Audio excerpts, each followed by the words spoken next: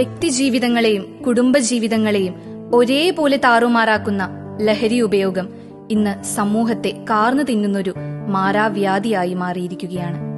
വീടിന്റെയും നാടിന്റെയും പുരോഗതിക്കും വികസനത്തിനും ചുക്കാൻ പിടിക്കേണ്ട യുവതലമുറ സാമൂഹിക വിരുദ്ധ പ്രവർത്തനങ്ങളിൽ ഏർപ്പെടുകയും സ്വയം ദുരുപയോഗം ചെയ്യപ്പെടുകയും ചെയ്യുന്നു.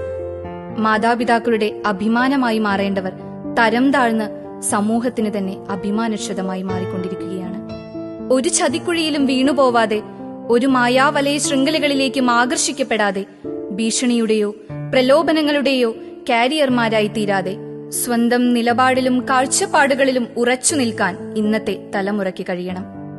എന്റെ മകൻ അല്ലെങ്കിൽ എന്റെ മകൾ എന്ന ഓരോ മാതാപിതാക്കളും ആത്മാഭിമാനത്തോടെ ഓർക്കട്ടെ, പറയട്ടെ.